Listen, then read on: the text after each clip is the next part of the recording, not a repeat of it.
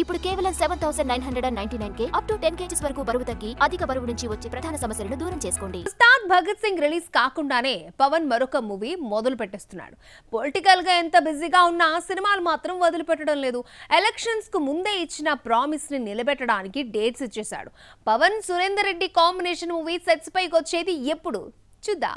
వకీల్ సాబ్ తో re entry ఇచ్చిన Pawan Kalyan acting continue చేస్తున్నాడు. ఉస్తాద్ భగత్ సింగ్ తర్వాత ఏ సినిమా చేస్తాడన్న సస్పెన్స్ కు తెరదించుతూ సురేందర్ రెడ్డి దర్శకత్వంలో నటించడానికి గ్రీన్ సిగ్నల్ ఇచ్చాడు పవన్. 2 నెలలుగా కెమెరాకు దూరంగా ఉన్న సెట్స్ పైకి వచ్చేస్తున్నాడు. షూటింగ్ పూర్తి చేసిన ఉస్తాద్ భగత్ సింగ్ మార్చి 26న థియేటర్స్ లోకి వస్తోంది. మార్చి 26న ఉస్తాద్ వస్తుంటే వారం ముందే కొత్త సినిమా స్టార్ట్ చేస్తున్నాడు పవన్. ఉగాది సందర్భంగా మార్చి 19న షూటింగ్ ను పూజా కార్యక్రమాలతో లాంఛనంగా మొదలు పెడుతున్నాడు. సినిమా అయితే మొదలవుతుంది. సినిమా ఎప్పుడు పూర్తవుతుందో పవన్ కూడా తెలియదు. ఆయన తలుచుకుంటే షూటింగ్ నెల రోజుల్లోనే పూర్తి చేస్తాడు. కానీ పొలిటికల్ గా బిజీ కావడంతో డేట్స్ ఎప్పుడు ఇచ్చేది తెలీదు. పవన్ సురేందర్ రెడ్డి మూవీని ఎన్ని రోజుల్లో పూర్తి చేస్తారో తెలీదు. కానీ 40 నుంచి 45 రోజుల పాటు పవన్ డేట్స్ ఇస్తే చాలట. హీరో పార్ట్ షూటింగ్ ను ఫినిష్ చేస్తారు. అయితే ఆ డేట్స్ ఇచ్చేది ఎప్పుడో చెప్పడం చాలా కష్టం. ఆ క్లారిటీనే ఉంటే ఆయన ఇచ్చే 30-40 రోజుల షూటింగ్ డేట్స్ తో 3-4 సినిమాలు చేసేయచ్చు. ఏపీ ఎన్నికలకు ముందు ఏడాది పాటు సెట్స్ పైకి వెళ్ళని పవన్ ఎలక్షన్స్ లో గెలిచిన తర్వాత కూడా 6 నెలలు గ్యాప్ తీసుకున్నాడు. ఆ తర్వాత బ్యాలెన్స్ ఉన్న వీరమల్లు, ఓజీ, ఉస్తాద్ ని జెట్ స్పీడ్ లో పూర్తి చేశాడు.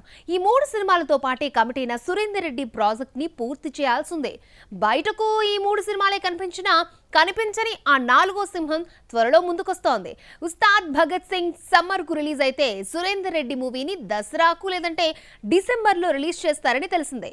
పవన్ సురేందర్ రెడ్డి మూవీనే కాకుండా మరొక 1-2 సినిమాలకు కూడా చేసే అవకాశం ఉందట.